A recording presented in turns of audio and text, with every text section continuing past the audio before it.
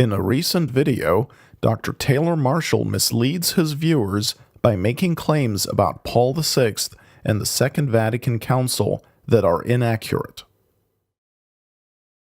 In his July 16, 2020 video, Does Vatican II Contain Error?, Marshall says, Now, Vatican II is controversial because the Pope who closed it is Paul VI. When he closed it, he said something that's quite controversial. So it ended December 7th, 1965. Actually, Vatican II closed on December 8th, not December 7th, 1965. What Marshall is referring to is the closing of the fourth session of the council, not the closing of the council itself, which came a day later and where Paul VI gave a final address. Next, Marshall quotes from Paul VI's closing speech of the fourth session as follows. Paul VI said this at the closing of the Second Vatican Council, December 7th, 1965. He says, quote, "The magisterium of the Church did not wish to pronounce itself under the form of extraordinary dogmatic pronouncements," end quote. That's a big deal. I'm going to put it on the screen. I want everybody to see this. See if this will work. There we go. Perfect. There it is. Put it right up here on the top. The magisterium of the Church did not wish to pronounce itself under the form of extraordinary dogmatic pronouncements. In other words, it was not going to exercise extraordinary magisterium. Wait a minute. Although what Marshall quotes Paul VI as saying is accurate, the quoted sentence does not in fact end there. Marshall simply cut it short without indicating in any way that he omitted something. As it turns out, the omitted portion contradicts his position that Vatican II was not binding, as he states explicitly in his book Infiltration, The Plot to Destroy the Church from Within, on page 143. There, after quoting the same words from Paul VI, Marshall asserts, quote, "This effectively hamstrung the council. It's true that theological statements are made throughout the conciliar documents, yet the council made no extraordinary dogmatic pronouncements. Nothing binding came from Vatican II." Unquote. Paul VI's closing address of December 7th, 1965 can be found in English on the Vatican website.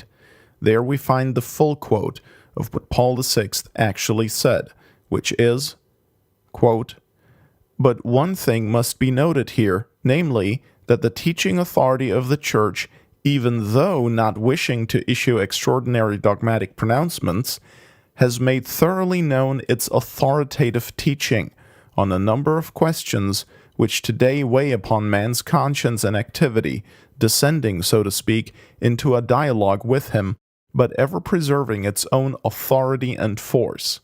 It has spoken with the accommodating friendly voice of pastoral charity. Its desire has been to be heard and understood by everyone.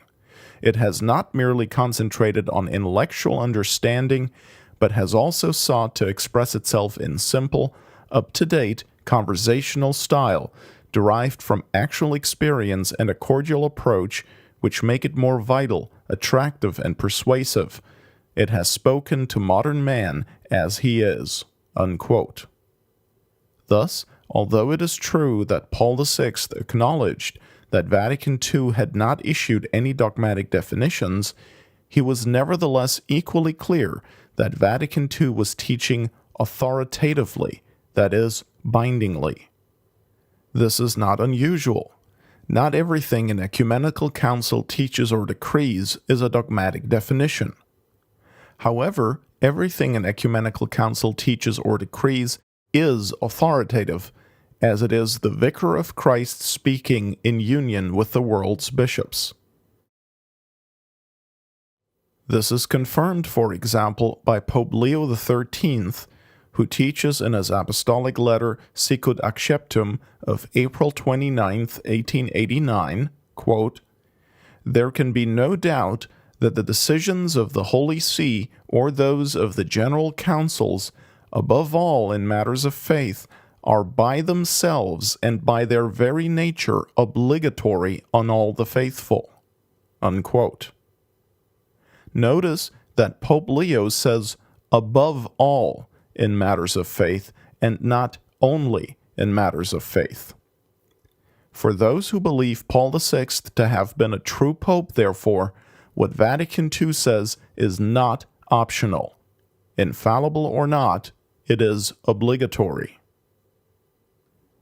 Marshall cannot argue that an ecumenical council is necessarily called to define dogmas. For example, on page 239 of his book, The Church in Crisis, A History of the General Councils 325 to 1870, church historian Monsignor Philip Hughes writes that the Second Council of Lyons, held in 1274, concerned itself with, quote, "the problem of the Holy Land, the reunion of the Greeks, and, of no less importance, the general reformation of morals, especially in the lives of the clergy and of the bishops." Unquote. Regardless, then, whether Vatican II infallibly defined dogma or not, if it was an ecumenical council of the Catholic Church ratified by the Roman Pontiff, then what it teaches and decrees is binding on all Catholics. Taylor Marshall continues. So Paul VI then clarified a few months later, in January 1966. Let me see if I can make this better. Yeah, this is good here. In view of the pastoral nature of the council, it has avoided proclaiming in an extraordinary manner any dogma carrying the mark of infallibility.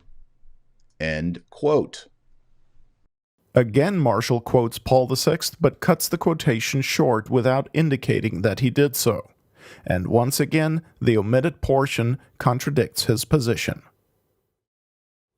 What Paul VI said in his general audience of January 12, 1966, is this, quote, "In view of the pastoral nature of the council, it avoided any extraordinary statement of dogmas that would be endowed with the note of infallibility, but it still provided its teaching with the authority of the supreme ordinary magisterium. This ordinary magisterium, which is so obviously official, has to be accepted with docility and sincerity by all the faithful, in accordance with the mind of the council on the nature and aims of the individual documents." Unquote. Again, this stands in clear contradiction to what Marshall says in his book Infiltration on page 143, where he repeats both truncated quotations from Paul VI and says, quote, "This effectively hamstrung the council. Nothing binding came from Vatican II. Unlike the previous 20 ecumenical councils, the Pope placed an asterisk next to Vatican II." Unquote. As we have seen, that is false. Paul VI stated clearly that Vatican II was authoritative and binding on the consciences of the faithful. It simply avoided making infallible dogmatic definitions. The Church's authority is not based on her infallibility. It is based on her divine institution and mission. Marshall concludes, So, if there is a dialogue, if there is a debate, if it's not infallible, if it's not under the extraordinary dogmatic pronouncements of the Church, then we should be able to go through the documents and say, this is ambiguous, this is problematic, and can we say this is erroneous? Is this an error that is in the Church? No, we cannot. Pope Pius XI teaches in his 1930 encyclical Casti Connubii, number 104, quote, "For it is quite foreign to everyone bearing the name of a Christian to trust his own mental powers with such pride as to agree only with those things which he can examine from their inner nature, and to imagine that the Church sent by God to teach and guide all nations is not conversant with present affairs and circumstances, or even that they must obey only in those matters which she has decreed by solemn definition, as though her other decisions might be presumed to be false or putting forward insufficient motive for truth and honesty.